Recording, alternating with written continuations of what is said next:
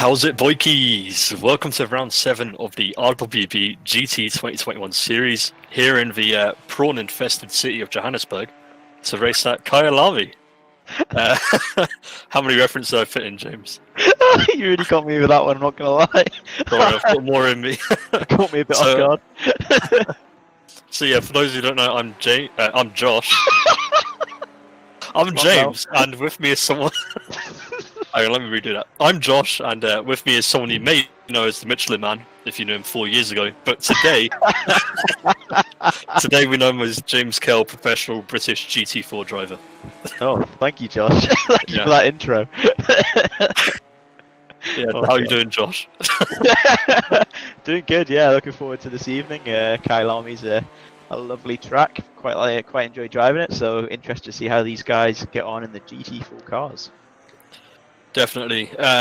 Just some, house rules, getting all that out of the way. On the stream, you'll see pitwall.live. If you want to see the timings as we do, go and check that out. You'll be able to see all their. Well, you'll see the timings that they're doing. If they're faster, slower, you can follow any of the guys that you want to see win tonight. You can follow them more closely, more in depth. Because James and I, we've only got 2 sets of eyes, so we can only see so much.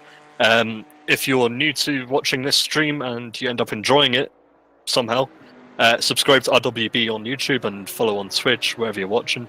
And if you want to get involved with the racing, be sure to join the Discord for RWB, found in the description of the YouTube channel, and it will pop up at the end as well on the stream. So, yeah, James, Kyalami. It's my favourite track. Not sure about you, but yeah, what do you think?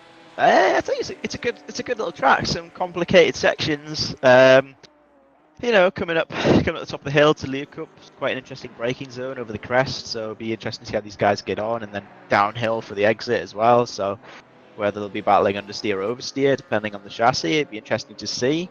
And yeah, some of the S's, I love that, coming down the hill, fingering it through the left and the right.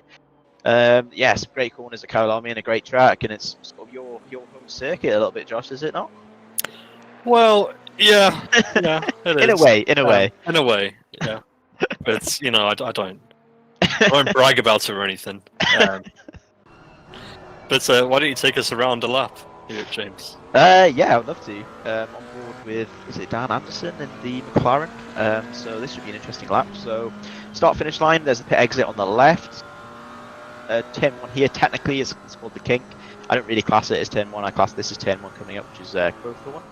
So you've got a big braking zone, get it slowed down, get that nose into the apex and let it run out a little bit, but don't let it run too far because you've got to get back through to Juxki Sweep and then back over to the right for Barbecue, which is left-hander, and it's quite a late apex, and then onto a bit of a longer run down to a famous corner called Sunset. So as the sun goes down, you come around this fast sort of sweeping right-hander with quite a late apex, and that sun can be in your eyes as well, just over the hilltop there. And Dan seems to be struggling with a bit of understeer. It's just a little bit inherent with McLaren, unfortunately. Then coming down into Clubhouse Bend again, it's a little bit later of an apex as have a little bit of excursion here onto the gravel trap. I think he's probably going to go back to the pits, which is a bit unfortunate, but hopefully we can try and pick up someone else in that area of the track, maybe. Oh, here we go. Yeah, brilliant. Thank you, Josh. Clubhouse Bend again, late apex, and then down into sort of my favourite section, which is the S's. Sort of brake, get off the brake, get it in, and then fling down to the left, then the right. It cambers up down here, and you can really get on the throttle quite aggressively up the hill towards Leo Cup, which is you come over the crest here and you get into the braking zone. So you've got to know and have that good feel of where that braking zone is. Get it to the apex, and then it sort of dips away from you here down the hill. Front end starts to push a bit, and there's a little bump which can sort of unsettle the car a little bit, and you can get a bit of oversteer as well under throttle. So definitely worth remembering that. And you've got the mine shaft section from that lift down, and then this is the crocodiles, which again is quite a late apex and a little bit off camber on exit. So a bit of understeer there for most cars, and then we come through the famous cheetah corner, which is a big commitment. Big sausage curve on the right hand side, and if you get it right, it feels great. If you don't, it's not very good. And that's the pit entry as we're seeing now from Eugenie. But the last corner, which you would have gone around, is Ingwe, which is quite a tight corner. It's much tighter than you think, as we're seeing on board now, which will love. It's quite tight. Camera's up a little bit uphill, so again, got to get on the throttle a little bit earlier than you think to keep the momentum going down the straight. But yeah, quite an interesting corner and definitely tighter than you think. But it's a great lap and it's really flowing track. I quite like the track, Kyalami. Definitely like to go there in the future, but yeah, no, unfortunately COVID and everything, travel restrictions. But hopefully someday in the future I can get myself there. But what a great track, and I love driving it. I'm sure you do as well, Josh. Absolutely love it. It's just a shame that kind of in the real world it's got some troubles with its managing and everything, but it's under new hands, so hopefully they get it back into its former glory. Because of course it hosted the F1 a bunch. It hosts a bunch of the GT3, GTE racing, hence why it's in the game, so they're able to drive it. But yeah, I think absolutely brilliant game, brilliant track. Yeah, the GT World Challenge definitely visit there with the GT3 cars. And possibly some GT4 stuff as well. I think with the new regulations with F1, I think they're going to have to spend quite a lot of money on the track to get it to a standard that it's safe, of safety for the F1 cars these days. Because you think back then when they were hosting races in the 70s, etc., this track, the cars were quick, but ultimately weren't as fast as they are now, and safety wasn't as big a thing at the time. So you look at the likes of Silverstone, Spa, like all these sort of well-known tracks that host F1 races these days. They're quite open and have a lot of safety measures in place. And I think if Kyalami can make that initial investment and get some of the the runoff sorted, and a few that things that are more acceptable for a car going that speed, because you don't really see many cars going that fast apart from Formula One. I'm sure they might be back in the future, which would be great to see. Yeah, we can only hope so. I mean, safety is number one. I mean, for people racing in sim, the only thing you have to worry about is your steering wheel going absolutely haywire and just absolutely murdering your wrist. Yeah. Especially on 100% force feedback, which is always good fun. Nice little challenge. You don't need to go to a gym at that point. But yeah, I'm sure most people saw what happened to Grosjean in the real world, so that's why they have to kind of keep on top. But luckily for us and the sim racing community, we can get away with putting on cars with 5,000 bhp and weigh like 200 grams, and it doesn't really matter if we crash, does it? Yeah, and even in real life, I mean, the GT cars, you've got more around you. You've got a full roll cage, you've got more body panels and a roof over your head, and that makes a big difference when it comes to driver safety as well. So hats off to the single-seater guys, because they're definitely much more exposed than the guys in the GT cars for sure. But yeah, it's one of those things, and I'm sure it'll hopefully get sorted in the future, and we can hopefully see some returns to Kyalami with some of the F1 in the future, or single seaters. But yeah, we've got Triple Potato in the chat giving us a little wave as well. And RWB Charger was commenting your District 9 reference there at the start. Yeah, I'll try and fit more in, but hopefully we'll have Charger in later on during the race, so he can chat with us, and you guys aren't just stuck with James and I chatting absolute crap. But for those who are new to these RWB streams, especially the GT2021 series that we're doing tonight, qualifying's done during the week, so everyone goes out, does their time. So this is just free practice for them. They're just getting their eye in for the conditions and all that. But during qualifying, the top 10 are as follow. So for up at the front in the top 10 are the usual suspects. Isaac and Tom Weaver in P10 and P9. Kai Banks, also known as Godzilla, is in P8 alongside Rigel, who's in P7. Jay Madley and Dordo are in P6 and P5. They set the exact same time on the third row, so kudos to them. Unfortunately for Madley, Dordo got the time in before he did. On the second row of the grid is Mad Al with Olivier Curtin ahead of him. P2 man is Phil Varley with Alex Rogers ahead in P1. Interestingly, though, Phil Varley's potential best time was 0.3 quicker than Rogers' actual time. So he still has plenty more pace in him if he can just go out and string a lap together. Yeah. No, it's a good spread, and as you say, the sort of usual suspects at the front there. But Yeah, it's going to be interesting to see how the different cars get on at Kyalami, because there's, a few little twisty sections which might benefit the likes of the Alpine and the Ginetta, but there are again some big wide open sections. The start finish straight, the run from Leacoup to Crocodiles down the mine shaft, and Barbecue to Sunset. There's some big runs there where you can get on the throttle. So that's where these guys in the lighter cars with less power might struggle a little bit more. Definitely with the battle beat, getting overtaken there and stuff. So. It'd be interesting to see how everyone gets on. I think the BMWs could, do really well like they have in the past round here, and the Mercedes could be quite good as well round here. But I think I don't know why. I've just got a feeling that the Porsche could do quite well today. I don't know. Just got that feeling. Well, I'm not too sure, James. I think the Porsche is, especially the GT3 one. The Porsches, they are really good. But it's all about managing that weight transfer, making sure that the rear doesn't overstep too much. So it takes a different driving style. I mean, if you can tame it, it's absolutely amazing. But I don't know. I think the BMW has just been strong so far from what we've seen, and I think it'll continue to do so. I mean, we saw it in the Constructors' Championship. That thing can shift. Yeah, it's a very strong car, very strong platform, and it seems to be. The one to beat, really. The BMW and the Mercedes are usually the ones up the front, and I mean, we were discussing it off stream, and they seem quite strong. I mean, we're both in the McLaren for the Constructors League, and I think we're both in the agreement that needs a bit of a buff, or we're just absolutely terrible drivers on ACC. But I don't think that's the case, Josh, because you're not that bad. Yeah, surprisingly. So hopefully the ACC gods are listening to us and they can give us some ride height and maybe a little bit less weight. Yeah, come on, Aris. Give us a buff. Give us a buff, please. Yeah, no, that would be nice. But yeah, no, it's going to be interesting for sure. I don't know. I just like to see which manufacturer comes out on top today, and because that gives me an indication for later on, maybe in the season when the constructors hopefully visit Kyalami, which I think is a few weeks down the line. Surprisingly, currently in free practice, the Camaros are doing really good as well. They're currently in P2 and P4 in terms of timing. So I was about to say that's all the Camaros. Eugenie's in the Camaro. I keep forgetting he's not in a BMW because it's just so weird to see him not in one. But he's currently in P16 with that time. But he could be trying out full fuel, whilst the guys up top are just trying out their light fuel load.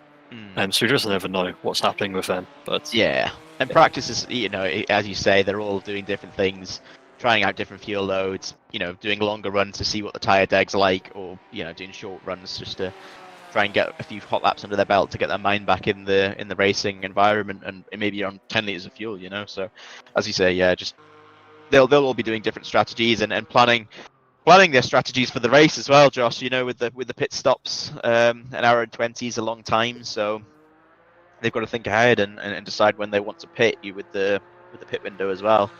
But also something to point out on the left-hand side, you've got some cars with the red number and some cars with the white number. That's a differentiate between Tier 1 and Tier 2 cars. We have spoken about it in the past. Previously in this championship, it was split into two grids, which is the Tier 1 guys and the Tier 2 guys for GT3's, and they've been pushed together for the GT4 grid to make one big grid, but still differentiated into Tier 1 and Tier 2 by the numbers on the left-hand side. So definitely keep an eye on that, because there's sort of two podiums going on, so it can make it very interesting. Yeah, Cos saying hello to everyone, and saying good luck to all the competitors out there. So, hi, Cos. Hope you're doing well and all that. But that's now getting ready to drive off into the sunset and get ready for their 1 hour, 20-minute race. Do you know what it's time for, James, I think? I think, is it time for a famous Joshua Barton rundown of the grid? You know what? I think it is. So, a quick blast through the grid lined up for us today. P1 is Rogers with Varley in P2. P3 is Curtin. P4 is Madal. P5 is Dordour. Very, very closely followed by Madley, as I mentioned earlier. Rigel sits in P7 with Banks in P8. P9 is Weaver. 10 is Isaac. 11 is Sjöblom with Camaletto in 12th. Gretcher in 13th. And Mole in 14th. Binnersley is in P15 with our boy Alex. Oh dear, he's in P16, James. It's not going well for him. No. Clinch sits in P17, Crew in P18, Snell Train in P19, and Eugenie in P20. P21 is Tarbuck and Barnett in P22. The three Mercedes of Pinpoint, Sky, and Mertens, they sit in P23, all the way through to P25. P26 is the only McLaren driver, so that'll be Dan Anderson. Howler's in P27, with Shefford in P28. Toledo sits in P29, FX in P30, and Audi rounding off the grid in P31. So, as usual, there may be drivers who didn't qualify during the week, so they'll be plonked on at the back of the grid if they are driving. There may be some no-shows today as life gets in the way. So, yeah, currently seeing 29 cars on the grid, so it is what it is. Yeah, a bit of moving around maybe. Emil Schublem in the chat, one of the guys racing in the BMW, he's saying that clouds building up during practice, 1 hour from practice to race could be rain. He's saying maybe in the later stages. That would be definitely interesting from our point of view as to what people decide to do on their strategies. Maybe they're thinking, oh, we could try and go a bit longer on the fuel and then see and try and time the pit stop if there's going to be rain. Well, you know me, James, and I know you. We love commentating when it's in the rain. It's just one of our favourite things. But currently, the forecast shows that it's just cloudy for the next 30 minutes. So there's no sign that it will be spitting or raining or sleeting or snowing or whatever it might be doing. Because right now outside where I am in the real world, it is bucketing down. It is windy and. I'm kind of wishing that it was flipped the other way, where it would be cloudy outside, a bit overcast, and these guys are driving in these horrendous conditions. But it is what it is. Yeah. Well, hopefully we'll get that later in the season. We can get a race where it's torrential rain, and always, as we say, Josh, is the great equalizer. So, yeah, it'd be interesting to see how these guys get on with the start with only 10 seconds or so to go now. Definitely, I'm just trying to pick a car that we can follow. You know me, James. I love my cameras, but just getting us the opportune one for the start as they head off now. They start before Cheetah, so we'll see them kind of squeeze through Cheetah, which is quite tight. Even at slow speeds, it's quite tight. Grid's forming up nicely as they come up to Ingwe, and yeah, I don't see anyone crashing off, which is always a good sign for the formation. Yeah, for sure. Yeah, you definitely don't want to see that on a formation lap or formation from the ACC perspective, at least. All we can hope is that it goes well as they head off now towards the start line, and that's it. Green flags are underway for the race. It looks like Alex Rogers is just ahead currently of. Alex Rogers is on the inside. Sorry, Phil Varley on the outside is going to turn 1. Phil Varley will probably just try and keep the nose in, but he doesn't. He goes and folds in behind him, gives him a little tap on the exit, just to let him know he's still there. Sjöblom in P10, he's currently fighting for position with Tom Weaver, who looks like he's dropped down a little bit as well from this start. And yeah, it looks clean through turn 1 so far, which is always a good sign, James. Yeah, exactly. We don't want to see any people going off. But yeah, looking relatively safe thus far, and hopefully these guys can keep it clean for the rest of the race. But we with the GT4's, we like a bit of rubbing and racing, and that's what they can do and give us. So yeah, definitely looking forward to how this race pans out, and they seem to be quite closely bunched up, which is nice to see. 100%. It looks like Andre Mole had a little bit of a rub going through turn 3, but yeah, he's back on the move now. He's not retired to the pits, so that's always a good sign. It could just be a spin. Yeah, exactly. I mean, it looks relatively safe. I do see Straggler at the back, maybe. I think it's car 67. Maybe he got tangled up in something at the start that we didn't see, but has dropped back possibly. So that's the only car really I'm seeing that's maybe out of position. But the guys at the front, yeah, nicely close. The front two seem to have pulled a little bit of a gap to Oliver Curtin there, and the P3 man we're on board with at the moment. So yeah, I wonder if they can keep that gap and pull away. But yeah, we know Kurt, and we've seen his strategies in the past. He likes to mix it up and you go a bit longer on his first stint, so I wonder if he's thinking the same thing again for this race. But he's under pressure from Mad Al and that Ginetta, and he's pulled it out the bag with the qualifying time with that Ginetta around here, so proving it's quick. But as whether we can hold on to those positions on the straights is my worry. But yeah, no, he's really starting to get to grips with that car. Very true. I mean, you just love Mad Al's car, don't you? It brings back the memories, doesn't it, when you were a little baba? A little bit. It's sort of similar colours, I guess. The Ginettas are a great car. They're they do very good lap times for what they are, and yeah, they're a great platform. And I always think, when I see them out on track, they do look good and they do perform well. But yeah, no, it does bring back a few memories.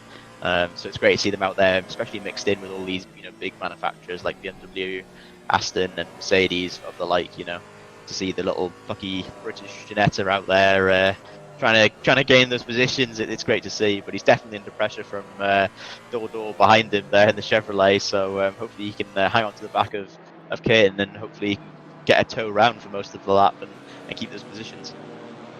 It looks like Flax had a whoopsie at some point because he's under pressure from Mole, and that looks like Mole gets past quite easily. Flack doesn't look too comfortable in the Porsche from what we've seen. We saw him at Bathurst. It looked like he got tangled, unfortunately, in quite a lot of stuff. Nothing that looked like it was his fault specifically, but he's just having no luck in these GT4's, is he? Yeah, it's a bit unfortunate. I mean, we know you like that pink pig livery, and it does look good. But yeah, he's just been struggling a little bit of late, and Flack's not a bad driver. I mean, he can definitely pull out a good lap time. So hopefully we'll see him, push on through for the rest of the race and try and get back in the fight with some of the guys further up the field, and maybe make a better strategy call than those in front. But obviously, if he's not in the pack, he's less likely to be tangled up in any sort of incident. So that could benefit him in the long run for sure. But these guys are still bunched up after a few minutes of almost 5 minutes of racing now. So it's good to see that there's still some battles going on up and down the grid. I wonder if we'll see any moves into turn 1, because that's definitely an area where you can make some overtaking opportunities and get some down the inside of people. So yeah, there's a few places like that on the track. So it's going to be interesting for sure to see if we can get some overlap, as we see that which car was that Snow Train, yeah, trying to get nose in on Howell there in the Aston. So yeah, it's going to be very interesting. I like this track, and it produces some good racing. Oh, I absolutely love it. It's got brilliant flow. I think this is probably, it's close with Donington. I think it's tied with Donington for my absolute favourite track to race on. But it's just got such nice flow, and there's tons of areas where it's a heavy braking zone, but it doesn't break up the flow like Barcelona for one. I hate Barcelona for passion because it's got zero flow. Whereas this, it just goes, it just swoops. Yeah, when you can't see my hands, but I'm you're swooping your hands. The beauties of commentating, John. Yeah, thank God they can't see my hands. Sounds I need some fake hands, to. They're too small, they're too small. VR setup out. Yeah, of course. Except last time I did that, I nearly got banned from a game on Tabletop Simulator, so it was a good thing. Oh, there was a slight punt, from Tarbuck onto the back of Barnett, but luckily it doesn't look anything horrendous. Barnett's back on track, and luckily Tarbuck didn't take any advantage. These guys are going full BTCC, going through what is that, Cheetah, with that sausage curb, 3 wheels. Some of them even going 2. I think we've seen a couple of the BMs just going, what, fuck it, let's just send it. That's what I like to see, that these cars can definitely take a bit of a beating. And since most of them are based on road car parts, if they have damage to stuff like wishbones and a few of the body panels, it's relatively, in race car terms, relatively inexpensive to repair. I mean, because they're mass manufactured parts at the end of the day, so they can just pull them off the production line and shove them straight on the car. So it's great to see these guys using that to their advantage and taking some more of the curbs and definitely getting their elbows out a little bit more. And it's great to see, and that's what sort of racing we want to see on RWB, close but respectful, and I think that's what these guys are achieving right now. I mean, it's nose to tail up and down the grid, and yet we've seen the utmost respect between the drivers to keep it clean and try and make proper moves on each other. But I'm sure after it's only the start of the race, but I'm sure as everything starts to heat up, there'll be a few more moves and a few more overtakes. Like we're just seeing a battle there. I think that was Godzilla and Weaver, P7 and P8, having a little ding dong coming out the S's as well. So it's going to be an interesting race. I'm really looking forward to see what these guys can do. Well, unfortunately for you, Mardal and Ginetta, he just lost 2 places to Rydro and Door. Fantastic moves by them, going through Crawthorne, Juxeye Sweep, and Barbecue. It almost looked like almost looked like Rigel kind of opened the door for Door to go through. So Yeah. absolutely brilliant for him. But yeah, unlucky for Madal, who he just had nothing to defend with that. Yeah. Yeah. It's His unfortunate. kitchen drawers were empty and he had nothing to throw. So Someone who is trying to attack is Alex Smith on Eugenie. They've made up. Yeah, there you go. Got Eugenie going heavily defensive from Alex. Also trying to break the toe at the same time. Alex looks to the outside again. Eugenie doing the right thing, defend the inside, because T1 is such an easy one to defend down there. It looks like someone went off at the back. I'll see if I can name and shame. No, I've got nothing. Oh wait, it was Hal. Hal. Oh, no, okay. Howell. We've seen Howell before in the in Tier 2. I think he was in the Audi GT3. And he's a very competent driver and can definitely make some overtakes and seems to be a fairly clean driver and can definitely make clean overtakes. So it's hard to see him drop down because we know he's a good racer and can produce some good racing on track and some good overtakes for us to watch. So it's sad that he dropped down, but I'm sure he'll be fighting back as we're seeing these guys, Alex Smith and who's that now that's Pinpoint. behind the Mercedes? That's Pinpoint behind him. Okay, so we've got the move done. Well, it looked like Pinpoint was alongside him going into Sunset. Alex was like, "Nah, mate, I'm having that squeezed him in the inside." So yeah, he took that position back off Pinpoint, but it just shows that Mercedes, it's got the amazing power to do it. I believe it was Constructors' Championship on Tuesday. They got a P1-2 and nearly had a P1-2 on race 2, except unfortunately there was an incident with a back marker for the P2 man. But the Merc's also a really strong car, but it's quietly strong. I feel it's. I know what you mean. Yeah, it's sort of. I think there are lots of cars that are strong in specific areas, but it seems to be the Mercedes is strong in a few areas, but maybe not as strong as those specific cars that are strong in that particular area. So I know what you mean. It's quietly strong. Yeah. it can attack in a few places rather than just one. So yeah, I mean it's great to see it battling with the likes of the Ginetta and the Porsche. So, and Alex Smith really, trying to get on top of that car. We know he can perform, and he's performed in Tier 2 before, and he's chasing down Eugenie. So I wonder if he'll be able to get that move done. But Madal definitely doing God's work in that Ginetta up the front there in P6.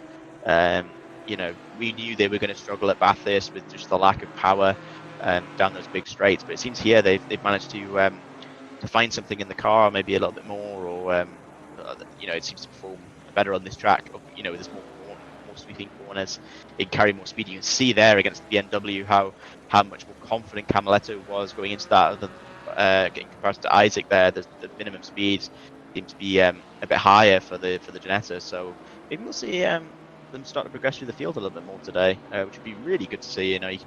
It's just looks a little bit poised in the corners, and I think that's what you definitely want around here. As you can see, Camaletto can just get on the throttle at the exit and stay ahead of Isaac in the BMW. So looking forward to it. Yeah, here's hoping Camaletto can stay ahead of Isaacs. I believe Isaacs has dropped down a little bit as he was in P10, so he's lost the position to Camaletto from when he started. But it's not the end of the world, It's not like he's got black. He didn't spray himself with black goo or anything, and he's now a prawn. But it's another one. It's my favourite film. It's one of my favourite films. Absolutely. Vicky's van der Merwe. Hey, Boykie. Isn't that from Elysium? Yeah, that is Elysium. I'm sure there'll be a few more references to different films that he's been in throughout the years, possibly. Well, everyone loves Shelter Copley. He's brilliant. He's just brilliant in everything he does. Chappie. Yeah. Absolutely brilliant. Brilliant film. Oh my god. Did not expect this tonight. You should have. I should have, yeah. Camaletto on that straight seemed to just leave the door open there for Isaac a little bit. Quite surprised he didn't move across and defend. We know the Ginetta's a bit more strong into braking, but yeah, no. Well, let's have to see how many more references you can squeeze in throughout the night. I'm pretty sure. I'll try, James. I'll try. You know me. I like a challenge. But yeah, Godzilla is currently trying to defend off Tom Weaver as well. But it looks like I know the GT4's they're not as aero dependent as the GT3s, but they just struggle to make the move going into sunset. It looks like they're kind of having. Maybe I should just wait, get the good run into clubhouse and then just send it, down the inside. I think you're right. I think sunset's definitely a corner where it's hard to make a move because it's such a short. You think it's going to be a bigger break than it actually is. You brake for a bit, but you end up firing it in towards the apex, so it's hard to get an overlap on a car. As Tom Weaver has made a great move there, through a succession of corners, he's stayed alongside Godzilla there, and Shublum's definitely looking around for a move. Always you see a bit of contact there with is that Camaletto? No, it's Camaletto, yeah. Yeah, Camaletto's taking advantage of Shublum having a look there and got down the inside of the Crocodiles, so hopefully he can hold on to that with Cheetah. I think he will. He's got the inside line, but he's got Isaac on his right hand side looking. No, he's got that. Yeah. Well, it depends. Shublum can come back into the last turn. So this is really, really good close racing. They're alongside each other all over the place. But I think Tom Weaver coming out of that best, managing to get around Eugenie through the top section of the track. So I'm sure Shublum's a bit disappointed that he couldn't do the same thing, and he's. Oh, no, that's not how you squeeze. That's how you squeeze Camaletto. That's so unfortunate. That's unfortunate, but I don't think there was anything could be done. We're impartial. Yeah. We don't go around firing alien blasters at people. For no reason at all. We just, let them be. Yeah. No, that was very unfortunate. You don't want to see that sort of stuff in the straights. We knew, Camaletto was definitely squeezing him, but Shublum didn't really have much more further to go on track, so I don't know. Definitely want to review after the race, and I'm sure the stewards will be looking at that one closely to possibly issue some points deductions there. But very unfortunate. Hopefully, Camaletto can maybe do an early pit stop, get back in the race. But Shublum trying to pull away from Isaac now and trying to catch the pack up he was with. But Tom Weaver looking to pull a bit of a gap on Godzilla ahead, so. He's looking to pull away. Yeah, Cos pointing out very correctly, don't judge till you study the replay. Well, he says replay, but don't judge. We don't judge, what do we do, James? We're not judging, we're just offering we're passing judgment. Yeah, we're passing judgment, not judging. Yeah, we're not, we're just seeing, we're just explaining what we've seen. That doesn't necessarily mean it's the right outcome. So as we say, there are stewards involved, and there's after race incident reporting. So I'm sure that one will be in the reporting area for, and they'll look at all the videos, and that's what's great about RWB. They keep on top of that sort of thing because they want the. RWB cars are saying we speculate, and I think that is probably the correct term. But yes, these guys... we just stir up shit. That's what we do. As we see, Eugenie looking to have a move on Crew in the Audi possibly, and get down into turn one. So these guys are really starting to pull their finger out and get their elbows out and start really shoving around. As Alex Smith is looking to capitalise on this as well. He should be getting behind Eugenie now for he is. He's following through. He's trying. Wow, this is great racing. I mean, look at the cutback Crew got there on the exit. And he's on the outside for sunset, but it depends who's got the biggest balls, I think, under the brakes. And Eugenie's got the inside, so he's probably going to try and watch him out a little bit. Well, how have we not touched? Yeah, exactly. And Alex Smith is looking to try and capitalise on this in whatever way he can. He just needs to pick a side at this point and try and follow someone through. And I think he's decided the Crew might be the best option coming into the S's. So he's decided to stick behind that Audi and see if he can make it through. But Eugenie there trying to stick with him, but Alex Smith just getting the opportunity on the outside. He had to check up under the brakes to not hit Crew through the right hander of the S's, and has ended up losing position out of that. But it's also opened the door for the cars behind of Bonnet and Pinpoint, so they're going at it as well. Jesus Christ, Josh, this is amazing. Yeah, I mean, I know everyone loves driving the GT3s, but watching the GT4's is even better. Yeah. It's so close because they can actually follow each other. And it doesn't matter if you ding a door or two, it's rubbing is racing in GT4s, whereas in GT3 it's more of a death sentence. Further up a field, we've got Isaacs trying to defend off Binnersley, but of course Binnersley is. It looks like Shublum has been passed by Isaacs. Isaacs now ahead, but yeah, absolutely brilliant stuff so far from these guys. We're going to ignore what happened earlier because I don't even remember what happened earlier, so I'll just move past it. But yeah, for one, only one incident that we've seen in some extremely close racing. I mean, do you remember that first race we watched where we were like, what the fuck is going on? How are these guys so close to each other? But absolutely brilliant stuff so far. Yeah, no, it's great to see, and that pack behind, they were going at it, and as you're saying, you know, these GT4s being able to stay close to each other, less aero wash, they've got, you know, more opportunities to do some overtaking in that sense of the word.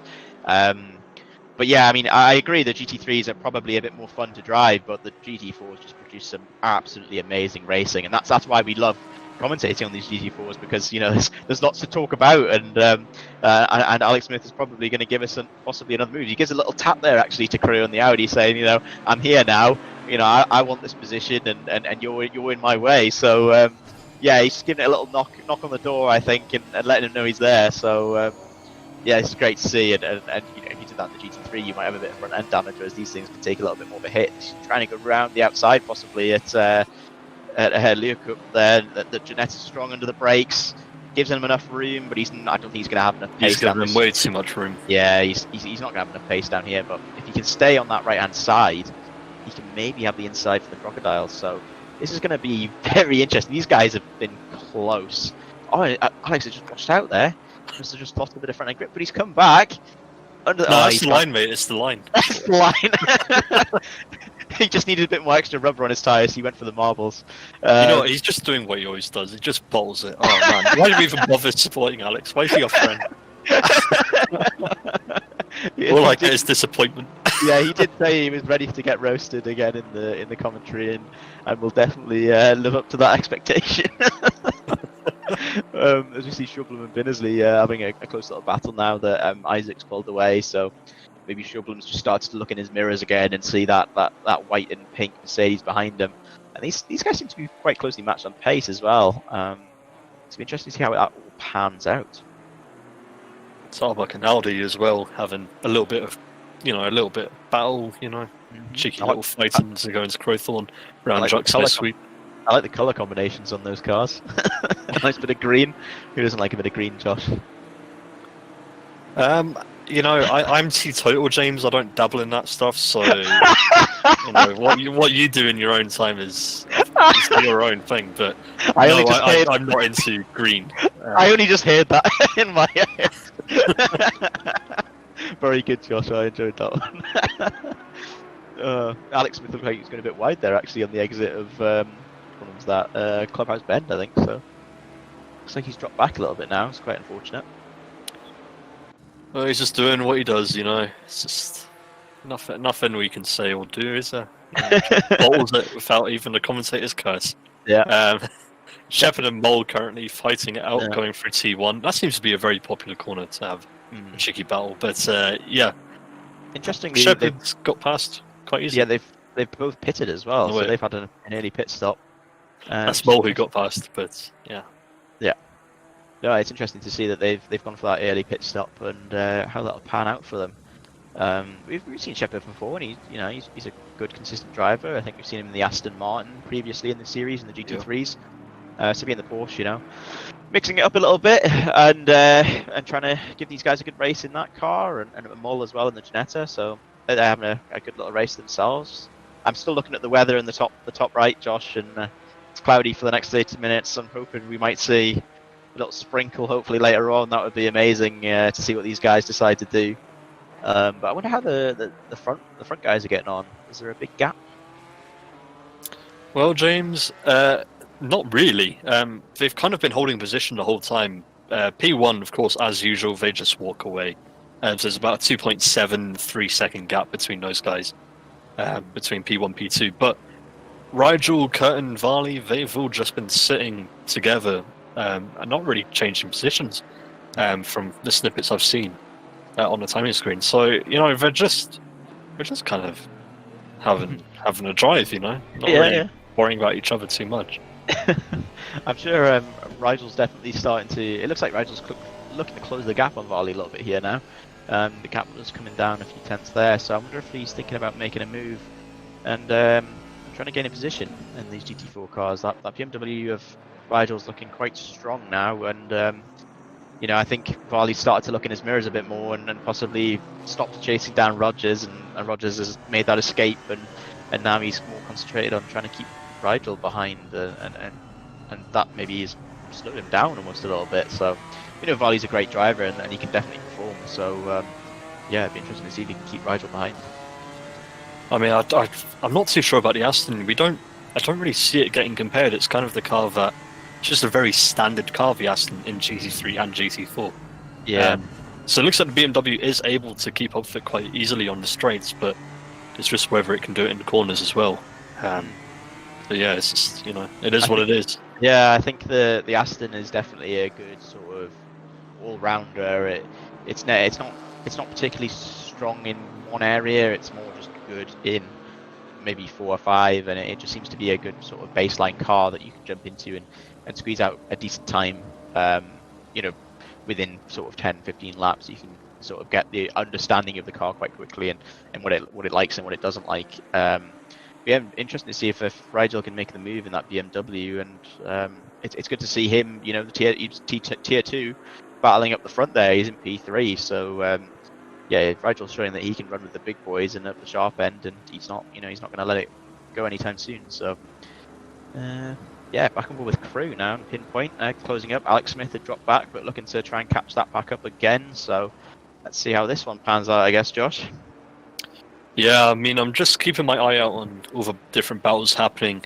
We've also got Flack being closed in by Snell Train. They're the kind of guys at the very back who haven't pitted yet. But they've still got plenty of time to catch up.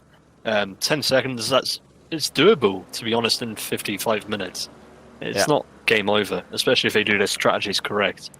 But yeah, I don't think fighting each other's helping too much in terms of overall position, but at least they're having fun doing it. And, you know, at the end of the day, this is just for fun. There are prizes up for stake. I can't for the life of me remember what the prizes are, but there are prizes at the end, I'm pretty sure. But yeah, they're just having a gay old time, aren't they?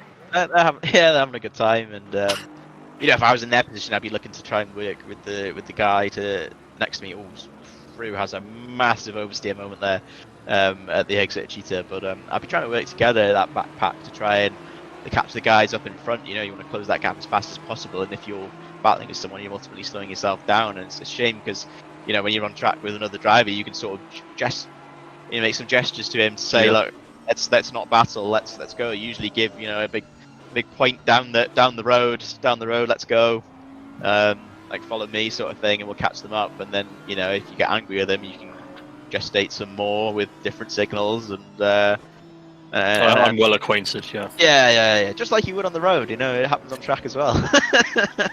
Yeah, I'm very well acquainted with the red one. Yeah. More so receiving than giving.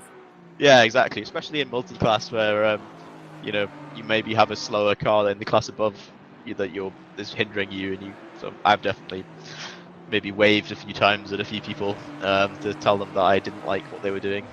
So yeah, it happens, but thankfully that doesn't happen in this series, and these guys are very gentlemanly. And the battles will continue as Crew is trying to keep Pinpoint and Alex Smith behind, and looking to keep driving that Audi on the ragged edge. It looks like Phil Varley has an issue. Yeah, it looked like he was waiting for someone. Maybe he had a bit of contact with someone there, because he was coming under pressure from Rigel, so I wonder if there was maybe a bit of contact, or did they catch maybe a back marker? Now some of the cars have pitted. Should be interesting. No idea, but Phil Varley's slowing down, so we're not too sure what happened there. But well, we'll try and keep you posted. But I mean, I don't have a direct line into the cockpit, so we can only speculate and pass judgments. Am I right, James? Yeah, exactly, Josh. And speculating there, I mean, it just seems that, you know, Varley hasn't had as much luck of late as he'd like, I assume. So yeah, maybe he can fight on back through to where he was and maybe make a good pit stop call. But yeah, going to be interesting from his point of view. Yeah, I'm sure there'll be a look at that after the race. Maybe he just made a mistake. You just don't know, Josh, unfortunately. So back on board with that Pinpoint as well. Still trying to chase down Crew in the Audi and get that move done. So yeah, these guys are really having a good battle. In the YouTube chat, we've got Charger who's posted Jack Camaletto's live feed. So if you want to watch from his POV, go for it. It's there in the YouTube channel. So yeah, enjoy if you're there. But yeah, it's still this battle between Pinpoint, Crew, and Alex is still ongoing. We see Pinpoint has now got the inside line. So as long as he can hold it through the S's, he's got the inside for Leocob, which is fantastic. But it looks like he's got the move done even before he's gone through the S's. So yeah, I think Crew did the right thing there to somewhat lift out a little bit and try and almost defend from Alex Smith, because that was an opportunity for him. But it looks like Alex is having a go into Leocob there, and if he can get this done, it's going to be a good move, and hopefully he doesn't bottle it down mineshaft like he did last time. These guys very close now, so that move for the Pinpoint pulled on Crew seemed to open the door for Alex Smith possibly. If he can get some good braking into the Crocodiles, that Ginetta looks very strong. I mean, round the outside of the brakes, you can just see how confident he is in that car, how well it stops. You know, it seems to be lighter than the cars around it, which it usually is, and it stops really well. So yeah, Alex Smith getting that job done, but doesn't probably want to run that far off at Cheetah. Getting a bit of dirt on the tyres, lose a bit of grip. So that may have been a little bit of a oh shit moment, but got it back on track, and I'm sure he'll be looking to catch back up to Pinpoint there in the Mercedes. But yeah, see how this battle with Barnett and Eugenie's getting on. Well, they've been yo-yoing for a while, but Eugenie's been caught up by Barnett. Neither of them are pitted. We've still got 46 minutes left of the pit stop window and 51 minutes left on the race. So yeah, it's going well for Eugenie so far. He doesn't look 100% comfortable in that Chevy, to be honest, compared to the other cars. I mean, we've seen him in the BMW GT3. He looks quite comfortable in that when he's racing with Nate. Those two in the BMW, they seem really at home in that. But Eugenie just does not look comfortable in the Chevy. I don't know what it is. He just doesn't seem like he has the pace he should be having. Yeah, I mean, he's just outside the top 10. He's not in a horrible position at all. I think he may just need to get that setup in the window that he likes, really, because often, you can have a setup that is known to be quick, but if you have a certain driving style that maybe differs from the people that drive that car quick with that specific setup, you actually start tweaking it to your liking and performing how you want it to perform, and then you end up going a bit faster because you've got then confidence in the car that it'll do what you want it to do. So maybe he just needs to find that sweet spot with the Chevrolet, and he'll become a bit more acquainted with the car, and he'll be able to perform a little bit better. Well, not better, he's doing very well in the car. Maybe just have that, a little bit, a few more tenths here or there to start going through the field a little bit more. But yeah, Eugenie doing a great job in that Chevrolet, and it is a big old car, that thing, but it's sort of like the Bentley of GT4's, if you know what I mean, Josh. Yeah, surprisingly agile. Yeah. I expected it to perform similarly to the BMW. But yeah, it's got decent power on the straights, but it's very, very strong in the corners. Surprisingly, I never thought a big hunk of American metal would be able to go around a corner that well, but you can just see it. It gets its nose round very, very nicely. Especially compared to Barnett in the Porsche. It looks like he's trying to push too hard, maybe trying to get to the back of Eugenie, but sometimes you just need to kind of chill out a little bit and work your way forward again. Yeah, I think it always looks like Pinpoint there possibly had a sideways moment or a little error and was allowed Alex Smith to get through. It looks like Crew's dropped back as well. Alex Smith made the move on Crew, so yeah, Pinpoint looks like to possibly just had a mistake of his own accord there and lost position. But yeah, no, I agree. The Chevrolet, it's a big old bus. Cars in the chat saying it's like all big cars, loads of understeer, so you have to drive it slow into the corners, which I can see. And I think Barnett was possibly pushing the Porsche a little bit too hard into the corners. You could see him washing out on the front end of the on the exit and actually losing a bit of speed on the straight. So that's possibly why Eugenie's being able to keep him behind at the moment, that he's getting that good release onto some of these straights between like Clubhouse and the S's and Barbecue, etc. to Sunset. So if he can keep doing that, he's going to keep on top of his tyres a little bit more and pull away possibly from Barnett, but because Barnett will be chomping through those tyres and keep pushing in that hard on the front end. So yeah, it'd be interesting to see how those guys get on in that battle. Currently on board with Isaac chasing down Godzilla. Isaac looking to be making some moves here. I think he may have dropped down a little bit at the start, but he seems to be coming back through and is quite confident in that BMW car. Yeah, he does look very confident. Kai Banks doing really well in that Camaro. He seems a little bit at home. We know he likes to drive a Nissan, which is a bit of a brick. So the Camaro maybe a bit more up his street, a bit more turny version of the Nissan in some ways. But yeah, he looks very comfortable in that, and I don't think he'll have any. I think he'll be able to hold off Isaac until they go for the pit stop. Because that's all he has to do at this point, is just keep him behind him until either Isaac goes in for a pit stop or Kai himself goes in for a pit stop. But they seem to be catching up to Tom Weaver, so that's always good news for them. Yeah, I think if Godzilla or Kai Banks can keep pushing and try and catch Weaver and make it a three-way fight, as Weaver's gone a little bit wide there at the S's and losing a bit of run up to Leo Cup.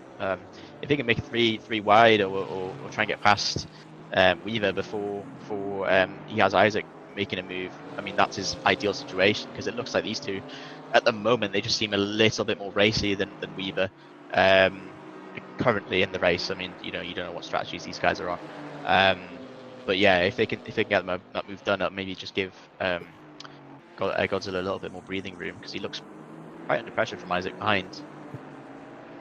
Yeah, if Isaacs can catch up to, if Godzilla can catch up to Weaver, he's got another challenge ahead of him. But look at just Kai Banks just clobbers that sausage curve. He's committed, and yeah, he's completely fine. He's like, yeah, and what? But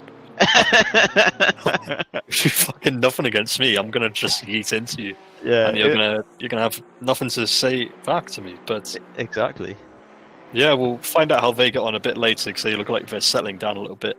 Eugenie's also under pressure from Barnett currently, still. So Eugenie's still pushing on. He's doing well. I'll give you that, James. He is doing well. I used to be a teammate with him in the Beamers, and like just watching him and Nate just push all the way up to the top of the grid. So, I mean, I'm used to seeing Eugenie right at the top, and to be honest, he is in the top 10. So. I'm probably just chatting absolute cuck, but I just expect so much, you know. Yeah, no, I agree. I mean, Eugenie's a good driver, and as well as Barnett, so to have those two battling on track is great to see. And hopefully, well, we'll see them go long into the race, because it looks that way. They seem very similarly paced, just like Godzilla and Isaac do in P5 and P6 currently. So. Once you get cars like that on track with guys who have similar pace on track, it's just a pleasure to watch, because they're on the bumper of each other all the time, and when they're in and amongst each other for a longer period, they start to learn where each other are stronger and weak, and that sort of plays into each other's hands as well, and then there's more moves made because they know where they can make the moves, and it just produces some great racing. But yeah, Rigel's in P20 now, catching Snail Train. Rigel having made his pit stop, so one of the sort of earlier pit stop than the rest of the guys at the front. So interesting to see how he gets on with that in comparison to his rivals. He was in P2, so it'll be interesting to see how other people fare at the front and where they come out in relation to him. 100p. But yeah, at this point, Rigel does not want this, because Snail Train, he doesn't have to get out of the way. If he was going for self-preservation, he could get out of the way of Rigel, but to be honest, he doesn't have to, and this will just be holding Rigel up and ruining any chance of a hefty undercut. So that's kind of the risk of going sooner rather than later with these bigger grids than you get in F1, is you end up just falling behind, and you could get stuck behind someone who's not actually pitted and who's kind of like a back marker to you at that point. As we see a floating car there. From the server trying to keep up, but yeah, it's just one of those things. I think it's one of the things you have to deal with, and it's one of the risks of pitting early. So it is what it is. Maybe why we see the likes of Curtin and a few others pit a bit later. They just don't get caught up with. They're effectively back markers, but they're technically battling for position. So there's no blue flag being shown to Snail Train here in the Porsche. Rigel looking very comfortable in the car, knowing he needs to get past the Porsche in front, but Snail Train well within his rights to just stick to his line and even defend the car. He doesn't have to give up this position. It does look like he's got a bit of damage on the front and rear of that car, so maybe he's been tangled up in a few little battles there. But Rigel looking very racy, very confident, trying to go around the outside at Sunset, but to be tricky, he doesn't want to get on the marbles, tucks back in. You know, if it were me, and I was in Snelltrain's position, I just think, you know what, this is a guy who's pitted and he wasn't P2. He clearly, is a bit more racy at this point in time. Maybe I should let him through and just try and follow him and pick up, some places where he's fast and maybe learn a little bit as well, because that's often, you can find quite a bit of time just following some of the fast boys around and seeing where they're braking and how they're turning in and where they're clipping apexes and going out to exits. And if Snelltrain can do that, he might actually follow Rigel through further up the field, so it could benefit him in the long run, as we discussed previously. So interesting to see what these guys decide to do. Looks like Snelltrain's going a little bit defensive actually, so interesting. He wants to have a good race. Rigel maybe starting to pull his hair out a little bit. I wonder if Alex Rogers in P1 currently is paid off Sam Snelltrain to hold Rigel up a little bit, because I'm sure Alex will owe Snelltrain a couple pints for this. But yeah, it's just, it'll be annoying for Rigel, but as I said, it is what it is, and he can't really do anything about it except punt Snelltrain off. But they don't do that here because they are all clean and gentlemanly, and no dick moves here. I'm sure if it were real life, there may be a few gestures being thrown. At least in my case, there might be.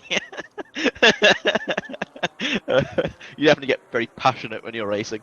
But you know me, James. You've heard me in some generating stuff, and I just get absolutely not as bad as Crawford though. If you're watching Crawford, unlucky. Get better. Oh, class. See if Rigel can make that move, stick around the outside again. It's such a you have to have so much confidence in the car on the inside there that they're not going to wash out into you. And I think he's made it stick. Rigel has now, and he's got the inside for Clubhouse Bend, and I mean, he's got it done really. And I think Snelltrain's realised that he's got the move done. I'll stick behind him and see what I can learn. But Rigel, there's a lot of confidence and a lot of commitment and a lot of trust gone on through Sunset there to get that move done. Because if the car on the inside washes out on you, you've got nowhere to go other than the grass. So at that point, you're in the wall, and that's not good, and it's very risky, especially on a pretty much a back marker. So I'd really be Audi committing there to Cheetah, but leaving too much curb. leaving the door for FX UK there to get through. So in the Simply Sausages livery. Yep, it's not quite the same livery that we enjoyed at Suzuka, but, it's still good. It's Simply Sausages, it'll do. It'll do. It's a nice PG version.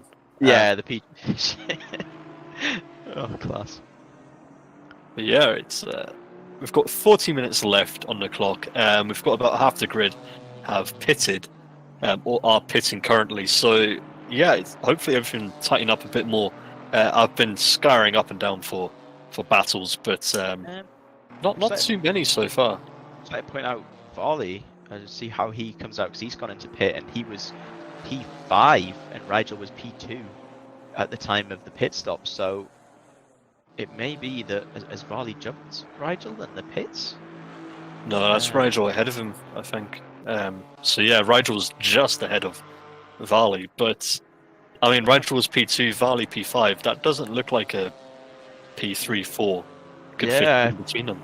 That's quite interesting. Maybe that time that Rigel spent between behind Snelltrain, it's cost him a little bit. But in the same vein, Varley also has to make that move on Snelltrain, and Snelltrain's definitely looking to have some racing out there.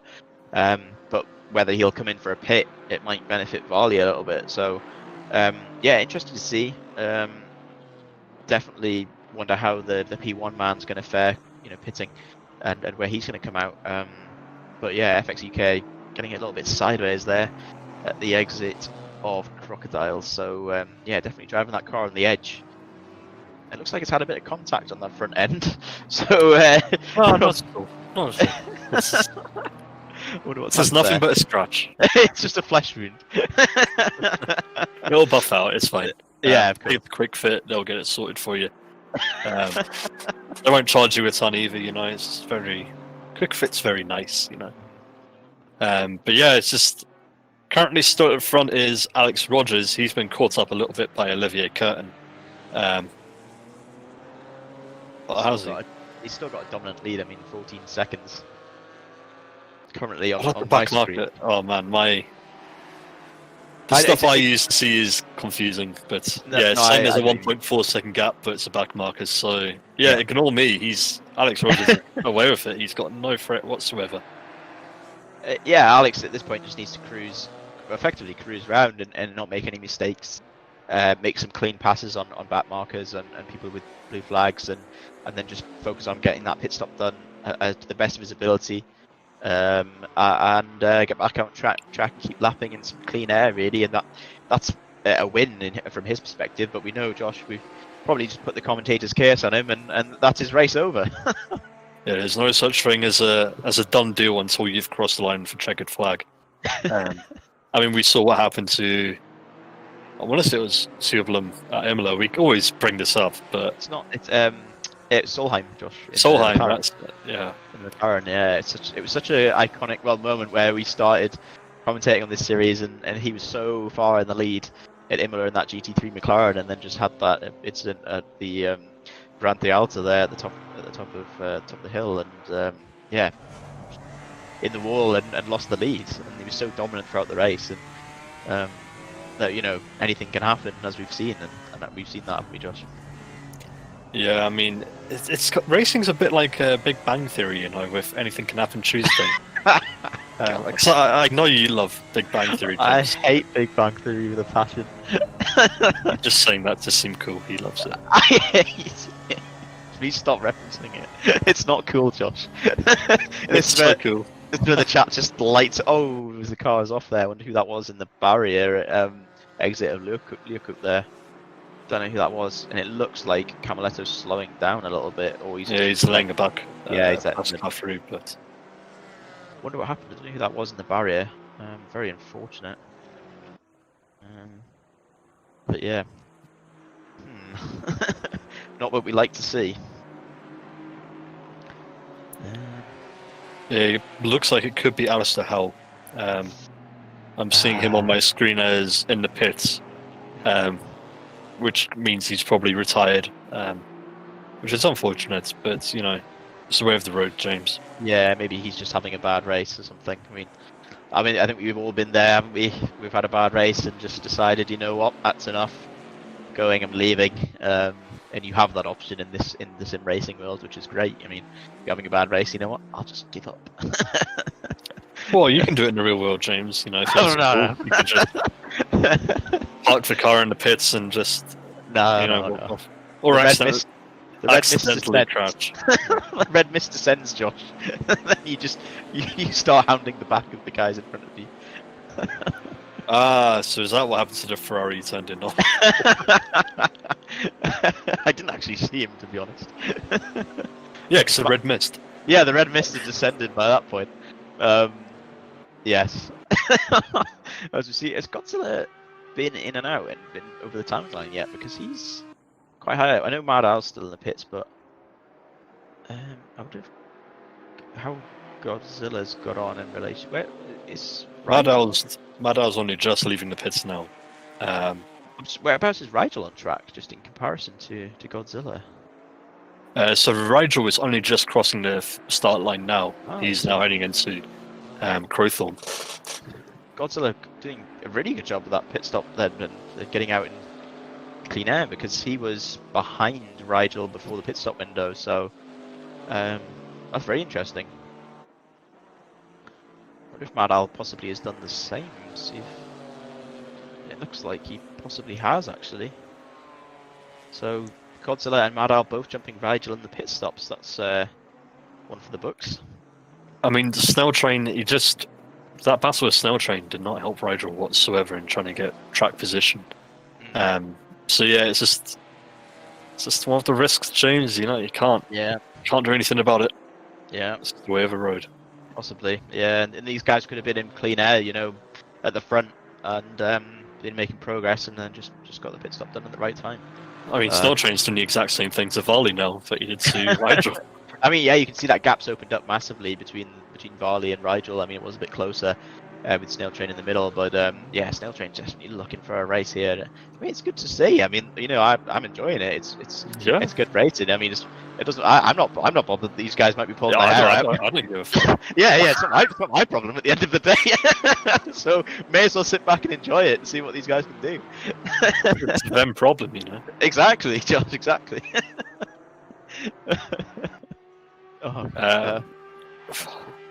Yeah, I'm just trying to find the battles, you know, the battles that are happening on track. But it looks like Snail Train and Varley is the closest thing so far. I think that with all the pit stops, you know, coming in and people starting to sort themselves out with, you know, positions on track, I think we'll see maybe a few more battles occurring a little bit later on in the race. Just with we've got another 32 minutes to go, and not everyone's done their pit stops yet, so still plenty of time for some action out on track. But yeah, how's things been with you, Josh? Have you been enjoying everything thus far? You know, it's been a busy day, James. It's just, tidying the house, you know, sorting the garage, you know, just chilling out. Busy lockdown day. It has been a lockdown day, but you know what's got me through it? What's that, Josh?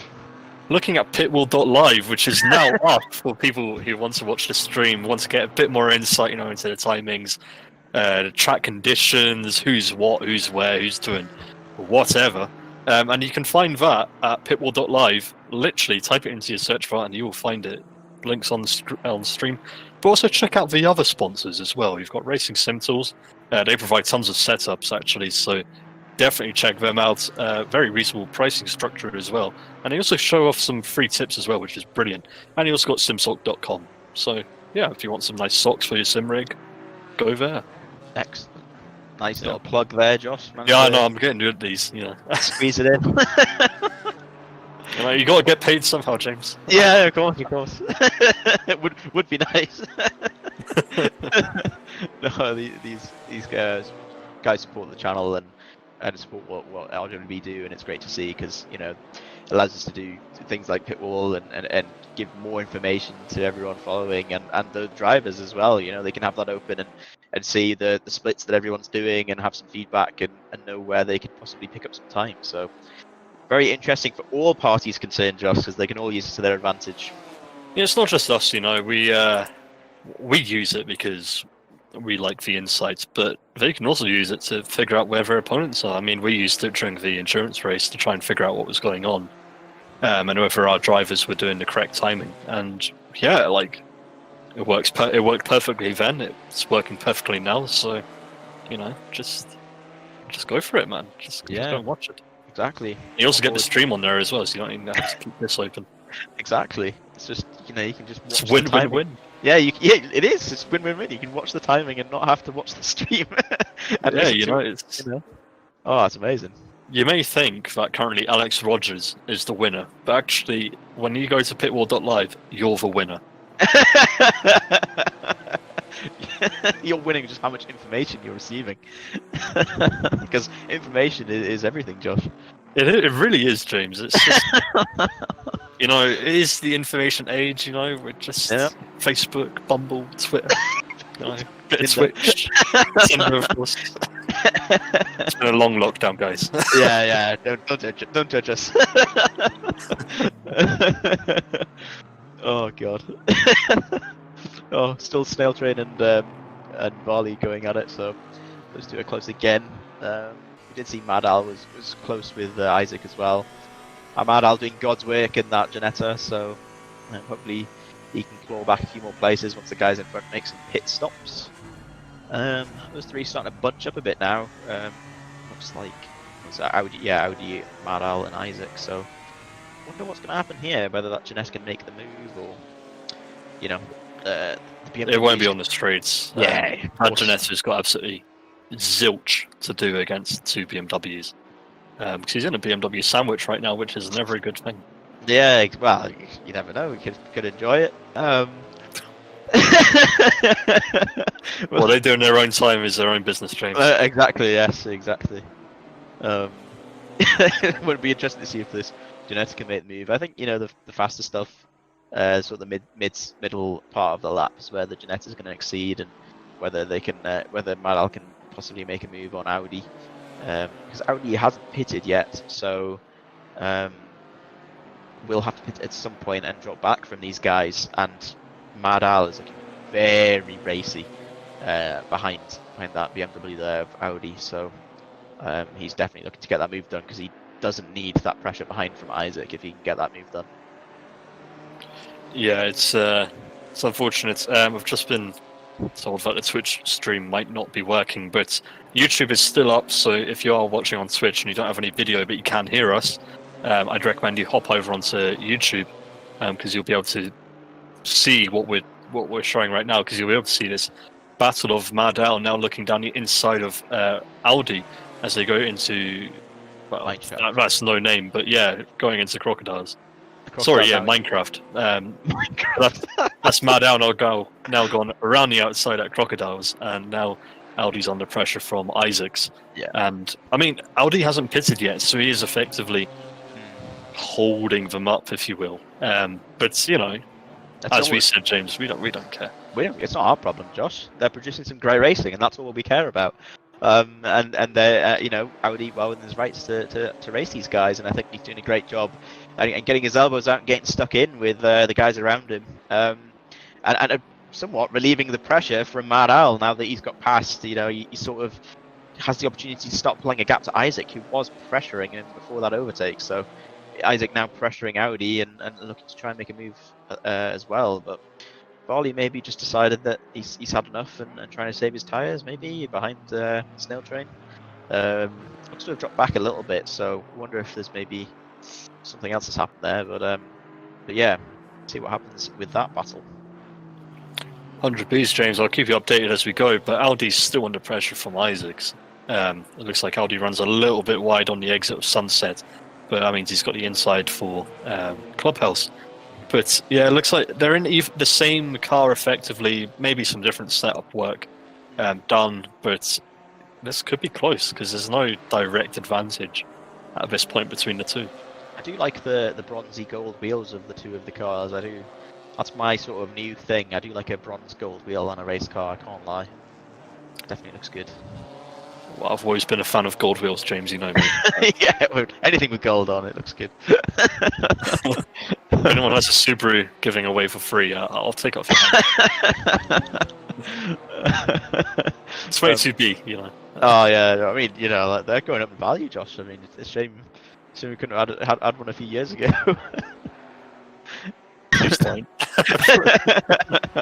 It's almost as bad as you selling the Apollo on Forza. On Forza. This is why I don't do investment stuff, you know. Yeah. I'm not going to say anything about that. There's a reason I did engineering. Well, this battle with Audi has allowed Rigel to start closing the gap to Isaac and Mad Al, so you can see him in the background there. Isaac looking to get maybe a little bit frustrated now behind Audi and looking to possibly send it into turn one, and let's see, he can get it done, and yeah, Audi just ran a bit wide there on the entry. I wonder if he let it pass one. Possibly, yeah, he might have decided, enough's enough. I don't want to get tangled up in a possible incident, with Isaac trying to make that move. It involves a lot of risk, and Audi now defending Rigel a little bit. It looks like Rigel might be able to make a move though into Sunset. Is he going to be able to do it? There's a lot of trust here. Or he's leaving just enough room. So, but Audi's got the inside for Clubhouse. It's going to be interesting, but Rigel definitely looking racy in that black and red BMW. Some great liveries on track. Those two BMWs those three BMWs look great. They've done a great job with their liveries and designs. Yeah, it's going well. Alex Rogers at the front in P1. He's still not pitted. Neither is Curtin, but I think we expect that by now from Curtin to just go on forever and ever. Phil Varley is still battling with Alex Smith. It looks like no. Oh, Snail Train. Still having a race with him. Varley's going to be a little bit. He's going to be the hand signals will be coming out, I think. Yeah, the waving, saying, yeah, I'm here. Hello. Italian way of saying hi. Yeah, all that sort of stuff. Yeah. Gestures possibly, but no. It looked unfortunate. It looked like there was just a little bit of contact into Leocoup there, and hopefully these guys can sort it out amongst themselves and get back racing. And we're seeing that with Pinpoint and Camaletto right now. Yeah, they've. I'll be honest, I wasn't paying attention much down the bottom of the grid, so I can't remember. I've no idea if Camaletto's just been passed by Pinpoint, but if he has, he's still going on it. He's still right on his tail and not willing to give up the position. It was Camaletto further up the field with Schublum, was it not? And then had that incident on the straight. Yes. It was Camaletto. So yeah, dropped back, but still having a good battle. And Pinpoint seems to be having good battles up and down the field actually throughout this race, and seems pretty confident in that Mercedes and able to keep cars behind or make moves where necessary. So not going to give Camaletto an easy time at all. Well, Varley's going to be happy because Snelltrain's now in the pits, and there's given him some open air to try and just put in the laps to try and catch up to Rigel, but that's a 14-15 second gap. It's a big ask to do in 20 minutes. Yeah, I think being in that position, he's lost the time to Rigel and a few of the other cars, and Varley's going to be thinking, damage limitations at this point in time. I just need to do the best. He just needs to do the best he can, really, with what he's got. Because Rigel's got a very comfortable gap to him at the moment. So Rigel's not really under pressure from behind, and you can definitely see that because Rigel's 0.7 seconds behind Isaac now on the timing screen. So he's definitely looking to go forwards in that BMW because he's lost so many places in the pit stop, really, and the subsequent laps afterwards, not being able to push as hard as he wanted. After the pit stops sort of hindered him a little bit, but Curtin's pitted now, come out P5, so be interesting to see how that relates to the other cars around him, but it looks like he's P1 of the guys who have pitted. Yeah, 100%. It's going well for them. Pinpoint's still battling with Camaletto. It looks like Camaletto is not letting up after, after the incident that happened earlier with Sublum.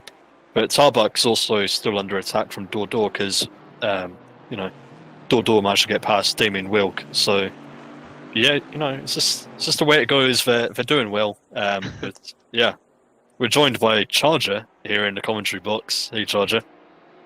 You're all right, you prawns. Oh, having a good time.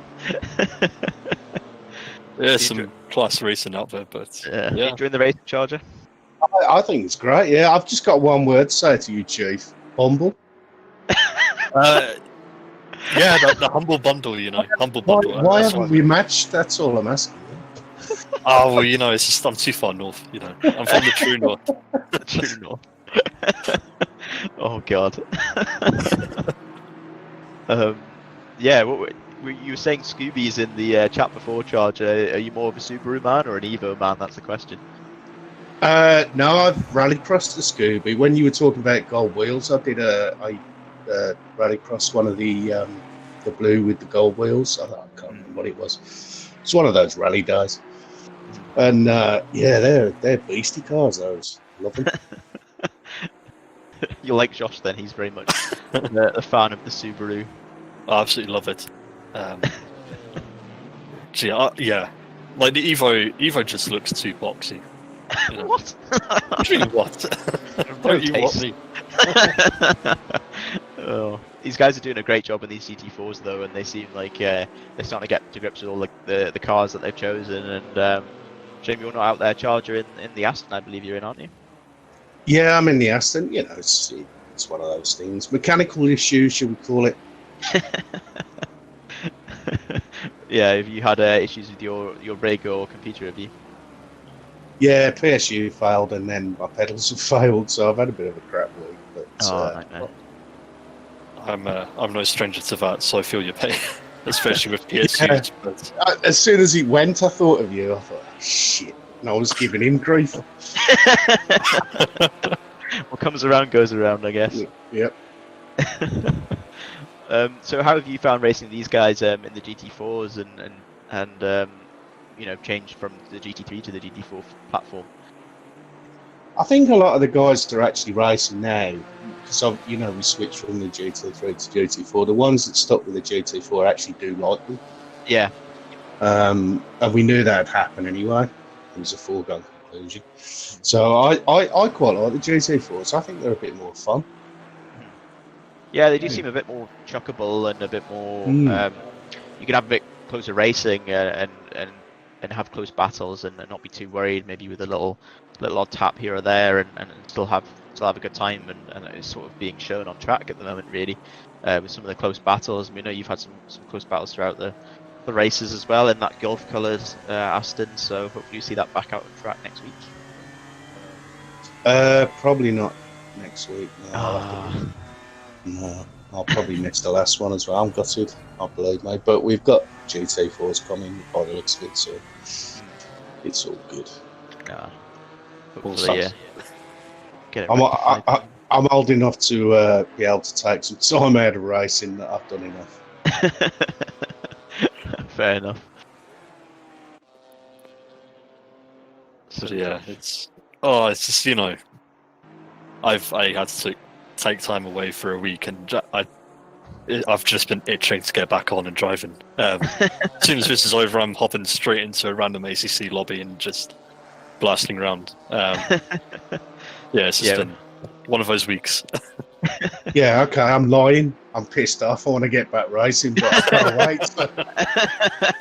You've always got to convince yourself that you're not desperate to get back racing. Oh God. I think once it's in the veins, I've always been a racer anyway. So once it's in the veins, that's all you want to do, isn't it? When you've got free time. Yeah, exactly. I'm sure it can get at some point a bit wearing, especially when you get a bit frustrated with some of the racing on track. But as soon as you have a day away, it's almost you get that itch again, and you've got to scratch it in some way. And RWB's doing a great job of providing a platform to do that, I guess. Yeah, I think they're going well. I mean, we've kept it. I was talking to Jack earlier, Jack Canaletto, and I saw his little accident with who was it? Schloblum? Yeah. I don't know how you pronounce his goat friend. We're calling him. I saw that and I was like, and it was just unfortunate. And normally the GT4's, like you say, you can have a bit more door banging, can't it? It's a bit more BTC, sir.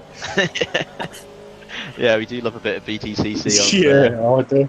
Yeah, so it's good entertainment for sure, and they can get so close to each other and but bang some doors and not worry about it as much as the GT3s. So it is producing some amazing racing, and it's just a shame that Camletto there got caught up with Shublum and on the straight. But I'm sure he's still looks like he's having a good race anyway.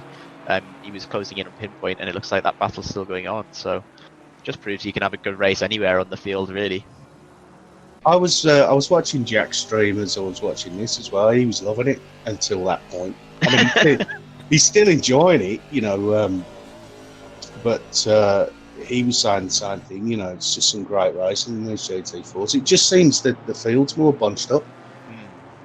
I think they have the ability to follow each other quite well, so you don't end up churning through tyres as much as you would in a GT3, following the car in front, with the bigger aero wash, and the GT3s are more dependent on that aero efficiency, whereas the GT4s don't have as much aero efficiency and a bit more mechanical grip based. So it seems like they can definitely sort of hound each other a bit more. And you can see how close Camaletto is following there on pinpoint. I mean, it's just you don't see that as much in the GT3s, and it's all up and down the field as well, which is what we like to see.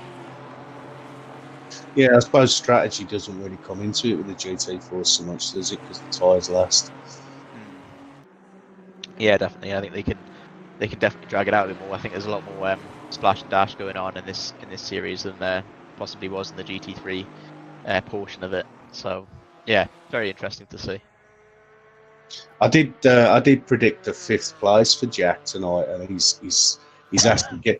He's asked again. I've said 19th, so he's actually doing quite well because he's 29th, isn't he? Yeah, no, he's doing a great job. I think he just needs to get through the next few people, and he might actually get back to 19th. I mean, he's got 13 minutes to go. Yeah, I think there's potential he could do it. He definitely has the pace and seems comfortable in the Ginetta, which we know is maybe a bit weaker in the straights. So definitely making it up in the corners. Yeah, I mean, they've all bunched up from P20 all the way down to Camaletto in P23, so there's still plenty of opportunity. You never know. Like, we've seen it happen all the time when people just accidentally tap each other or someone makes a mistake. especially at Cheetah here, where they just absolutely yeet the curb too much and go flying off into the sunset. Literally. Yeah, but it's just, yeah. There's plenty of time still for Camiletto, and he is very racy from what we've seen. So it's not the end of the world for him. Yeah, I think he can definitely do. He can definitely drive that car quite comfortably, and he's definitely proven that. So hopefully he's got that pack in front of him to chase, and Pinpoint now getting possibly caught up behind Snail Train. So it's definitely going to open the possibilities for Camiletto to make some moves. So he can get it done. Well, the great thing, he's still having fun. Yeah, exactly. And these guys are showing that up and down the grid. I mean, we were following Flack earlier, who looked like he maybe dropped back at the start, possibly with another car, and it's been having a great, enjoy it. Looks like he was enjoying it, having a good race, even though he was, at the back of the grid. And, yeah, I mean, you can always at least count on having a race with someone, especially in these longer races, an hour and 20 minutes. There's always going to be, in general, someone to race with, which is good, good fun in any event. I'm actually quite looking forward to the British tracks. Oh, so am I. Have you done some testing? They're great, really. Yeah, we did have me and Josh jumped on with some friends and had a quick go on some of them, and they are really good. I did, I've driven all of the British tracks. I think Alton Park seems to be like, from driving in real life to driving in the sim, it seems to be really close to what I perceive as a good sort of simulated version of it, even with the bumps, because I use a lot of physical markers at both at Donington and Alton, and they actually are on track, so some of the bumps you can feel through the sim, and you can use them for brake markers, and it's great to see that they actually have those in place on the simulator. So they've done a really good job with conveying the tracks on the sim. So very excited to see those start to drip feed into some of the series as well later on, I guess. It's good to hear that, actually, that it's simulating what it should do. No, I was sorry. I was very. No, it's all right. I was just saying, I was very impressed jumping in, and it felt. They both, Stetterton is sort of a track that's a bit flat and a bit, wide open, and it does give the sense of that in the sim. But Alton and Donington, with more of the bumps and in certain places that I definitely use for my braking zones, and they just felt really good. Like, felt very realistic. Because I think I'd done a test with Toyota at Alton Park, and then came back, and I did the download and drove it, and it was like almost exactly the same. And even some of like the visual markers, like little gravel sort of drains that I sometimes use on the right hand side into Island, if they're there, and it's like, oh, it just feels extremely realistic, which is really good to see, and shows that the ACC boys have definitely done their homework. Are you sponsored by Kunos? No. but if they're willing, there's always room on the car. Yeah, no, I look forward to seeing them in the series and getting to race them as well. Yeah, I won't be able to commentate because I absolutely love Donington so much. I think I might just have to run off and do it with you guys because, geez, I love that track so much. It used to be a track that I hated. James will confirm this, but I used to absolutely hate it. Whenever he was like, "Oh, let's do Donington," I'd be like, "Fuck that! I'm not touching that track at all." Same with Alta, actually, but now I love it. Yeah, you love both, though. Yeah, it's just one of those things. But I always hate Snetterton. Snetterton, I can see why. I find Snetterton, it doesn't flow as well as the other two. It's a bit more just you take it corner by corner. You don't really look at it as a section of a track, if you know what I mean. But I mean, me and Josh drove the Carrera Cup cars at Alton Park, and my God, that was a load of fun. Oh man, I mean, Alex probably hates me for that race that we did because I absolutely. It wasn't clean. But it was still tons of fun. Absolutely loved it. But people who are loving it, going back to the racing, is this pack of four with Camiletto, Mertens, and FX. Not so much anymore. Not so much anymore for Snail Train. But yeah, fortunate. That's unfortunate there, but that's given Camiletto and Mertens position up. It's not what we like to see, but it's just unfortunate, unfortunate there. But that's Camiletto now gone back in front of Mertens, and yeah, that's another position for him in P22. Yeah, that was unfortunate, but you know that's what racing is, and you know if you don't see any of that on track, it's a good day, but that's just a normal day on track really to see incidents like that. So hopefully he can recover. It didn't look like he lost too many places because of it, but might have a bit of damage. As you see, Mole definitely going a bit wide there. He's just making sure that the runoff's still there. It's not run off or anything, but yeah, just want a bit more marbles on his tyres, you know, a bit more rubber to last him for the rest of the race. for when it's raining, you know. Get that tread, put the tread on the tyre. Of course. This is now watching Barnett making a move on Audi. Barnett making a move on Tarbuck. And yeah, that looks like Barnett's got it done and dusted, except Tarbuck is still going to keep his nose in, but no, unfortunately the curb on the inside. It's a bit like a sausage curb there. It's kind of got a hidden bump to it. That leaves you off a little bit.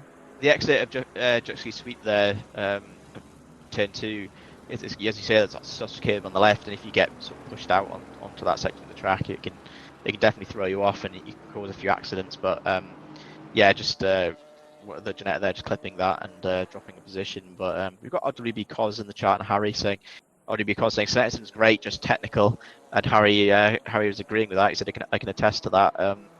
Yeah, interesting point. I don't know. I don't find Snetterson.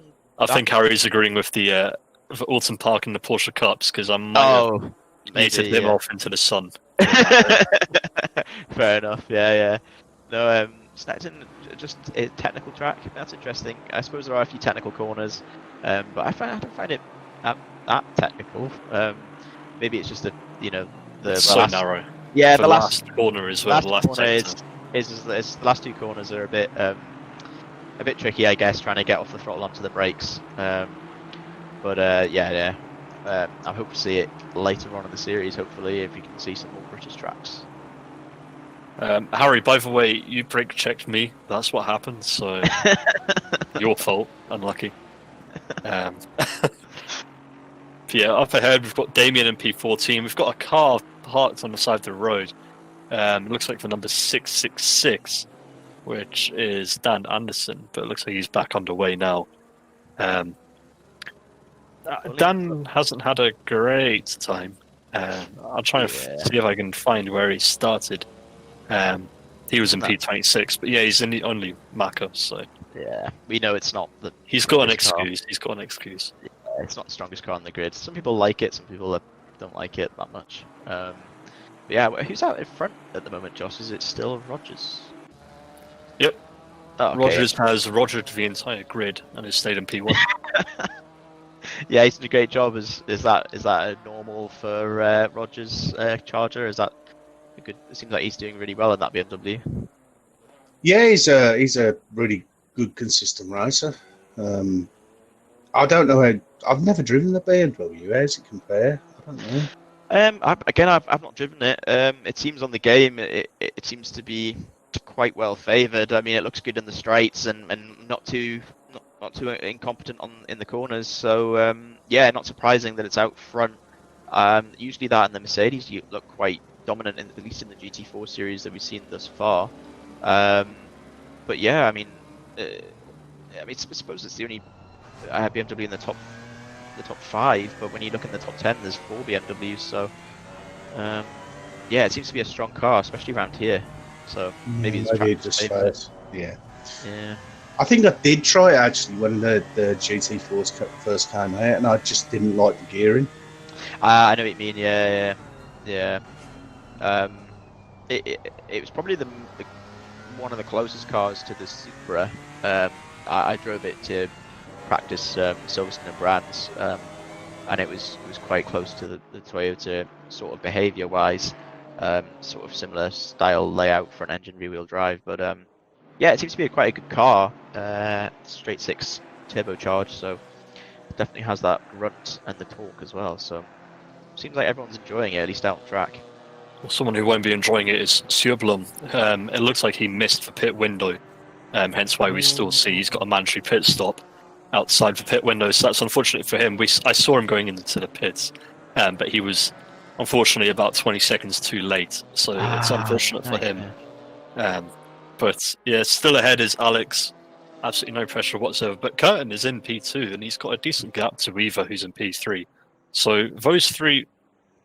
Now, commentator's curse might be thrown out here, but it looks like for those guys, it's pretty much set and done. I know Curtin's always done a good job with his pit stop calls, and it seems to favour the guys at the front to pit a bit later. Because again, what we've seen with Rigel is he's P7 now. He was P2. And that was before the pit stops really, and he's got held up with the cars that hadn't pitted and were possibly slower than him, and he's got held up, lost his average sort of race time, and that's cost him. He's cost him a podium finish, and that's the way it's looking at the moment. I mean, he's racing Mad Al and looks to have got the move done just there, but I don't think he's got enough time to really get back to those podium positions. But Curtin again pulling out the bag. I think he was about P5 earlier on, and is now P2. So again, another strong performance from Curtin, and Weaver again in P3. So he's pulled out a few positions as well. So it seems to be the guys that do the later pit stops generally seem to do a little bit better. I'm not going to lie. They tend to, yeah, especially Curtin. Like, we always use him as an example, but he just seems to do it perfectly every time. Yeah, I think he's not getting caught up in the traffic, and seems to find a good place to come out, and that's really ideal because you just want to be lapping consistently. You definitely don't want to get caught behind any back markers, and yeah, the guys at the front have done it perfectly. And I think Rigel maybe just having to rethink that early pit stop and maybe think again and maybe plan out a different strategy for the next race. Yeah, but I mean, it's early days for pit stop strategies determining whether it's good or not. I mean, we saw in the Constructors' Championship that there were people who are pitting, doing half and half in terms of fuel. There are people who are just filling up all the way and only doing a 1 litre stop as a splash and dash. So there are tons of different strategies out there that they can do, and some of them are more favoured, some of them are better than others, but at the end of the day, it is what it is. Yeah, exactly. I mean, it also depends how good your car is on tyres, because if you're doing that strategy of basically putting a full fuel load in and then just doing a 1 litre pit stop, you're going to have to think about running on that heavier fuel load at the start when your tyres are fresh, and ultimately you're not maximising the performance out of them, and possibly a bit of a sitting duck with that heavy fuel load. So yeah, lots to think about for these guys, and try and make the best of what they've got, and the Ginetta guys coming back strong this weekend really. I mean, you got Mad Al P7, got Alex Smith who's pulled out a few places in P11, has come back. I think he was about P15 at one point, so yeah, he's come back in the Ginetta. It's good to see them out the front and making some good moves. Well, it looks like Charge's prophecy of Camaletto coming P19 might be paying off. He's currently fighting Pinpoint, who is in P19 at the moment, so you never know, it could happen. We've seen weirder stuff happen before, Jack's got to send it, because I've just said on Jack's stream that I'm always right. So he needs to send it on this last lap. I will follow him around because it's the closest battle so far on track currently. But yeah, it looks like he doesn't send it to turn 1, but maybe he could get it going into Sunset if he lines it up and gets a send in Clubhouse, but only time will tell at this point.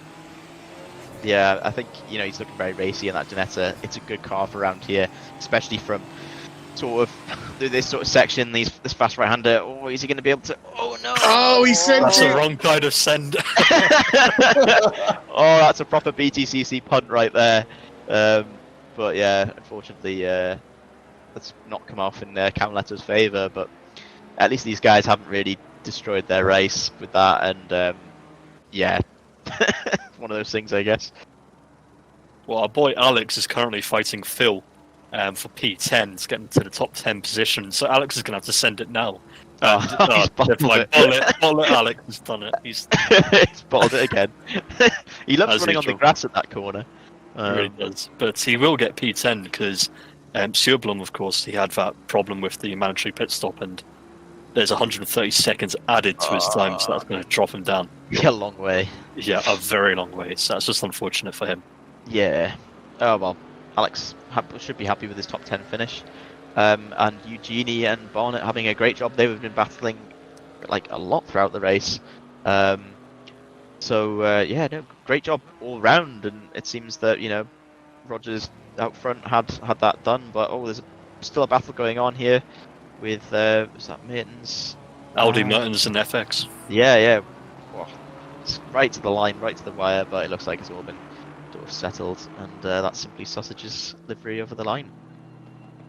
It's a shame it's not. It's just a shame it's not the other livery. I quite enjoyed that one. We got a good laugh out of the original livery. I was in bits when you clocked it. I think I clocked it first, and then You did. Yeah, then it was a sudden realization of what it was. It was excellent. Yeah, it definitely made us laugh. But hopefully, you could, it's good to have a bit of comedy now and again in these races. And at the end of the day, it is for fun. So, yeah, good to see. Definitely. Do you have any high points from today, Charger, from today's race? Not racing. Watching the stream, how'd you feel about that, boys? It was really good. Yeah. No, actually, I really enjoyed watching the race. Mm-hmm. No, yeah. It's always good racing with the GT4's, and it produces some great battles, and even down to the wire. So, yeah, no, I love racing these. I love racing and watching these GT4's. Yeah, it just gets me excited for the upcoming endurance stuff later on, and I just can't wait for. I just want to get into the Factor 2. To be honest, I just want to get into the mixed racing again. But, jeez, yeah, I'm looking forward to everything, and yeah, even the constructors stuff coming up on Tuesday, I'm looking forward to it. Yeah, hopefully, with all these GT4 races going on, it might incentivize people to possibly stick with the GT4s in some of the. Maybe do a mixed championship in RWB. I think that would be really good to see, possibly after the next round of championships. It'd be interesting to see what the interest is in running a mixed championship with GT4s and GT3s, because it seems like there's quite a few people enjoying these GT4 cars. The problem with the mixed is that although people say they want mixed, I think we had a vote actually, and I think 70% prefer mixed. But when you put GT3 and GT4 into the mix, even some of those 70% will pick GT3s. Yeah, yeah. It would be great to see if we could have a fully mixed championship, because I think it would be really interesting, because it produces some great racing, and it's quite tactical, and how you're passing GT4s and how the GT4s are using the GT3s to their advantage, and it just makes it very overwhelming to watch. So it'd be good if in the future we can get more interested in something like that. Yeah, we did try mixed GT4, GT3, and tried to force the cars to 25-25, and GT3 filled up, and I think GT4 got about 12 or 13. So, it's a 50% drop off with GT4, which I don't understand, to be perfectly honest. Yeah, it's fun racing. Yeah, it is, and it just it's proving it time and time again, especially with these the latest rounds of races. They've proved to be great to watch. So hopefully more from the RWB guys in the GT4 grids. What do you think, Josh? Well, I love watching the GT4s, but I am unfortunately one of those people who votes for mixed class racing and then jumps into GT3. I'm one of those people, unfortunately. But it just makes you feel better, doesn't it? It really does. I love doing the LMP2 v rest at Silverstone. I was just having an absolute whale of a time. Even though I accidentally punted an LMP3 off, which was hilarious. But yeah, I am unfortunately one of those people. But yeah. You're part of the problem, not the solution. Yeah, I really am. I very rarely am the solution. Yeah, he gets a kick out of passing the slower cars. So yeah, it's the only time I actually pass any car is when it is a different class. I know what you're looking for on Bumble now. You're a diamond. You're looking for a sub, aren't you? Oh, of course. But yeah, to round off today. On that note. Yeah, on that note, I think it is time for us to swiftly move away. But thank you to everyone who joined in tonight. Thank you to Charger and James as well for joining in the commentary box. We will be back next Saturday for the next GT 2021 race. James, where is it next week? You put me on the spot. I can't remember off the top of my head. I don't know, so don't ask me. I'm not 100% sure where it is next week, I have to admit, Josh. So, Okay, well, next week is a surprise. Okay, well, for those who don't want a surprise, it's Laguna Seca next week, which is one of my favourite tracks. You've ruined the surprise, Josh. Oh my days. So yeah, Laguna Seca next week, so hopefully everyone joins in to watch that. Has anyone ever seen Laguna wet? That Oh. sounded wrong, but it might be wet at Laguna Seca. Oh, that could be interesting, especially down the corkscrew as well. That would be one to watch for sure. Well, I'll just quickly put a vote in. Even though I'm not racing, James, we can vote what weather they're going to have. So Yeah, we'll both vote wet. we'll both vote for wet. But yeah, thanks everyone joining us. If you are interested in doing the racing that you see on stream tonight, do join us on Discord. You can see it on the screen now. If you want to see more racing, more of the commentary that we do, we've got the Tuesday Constructors Championship on Tuesdays. There's some race room stuff on Fridays, and of course the upcoming endurance stuff in the future. So yeah, be sure to subscribe, hit the bell icon, all that stuff. But yeah, thanks for joining us tonight, and don't race alone, race RWB.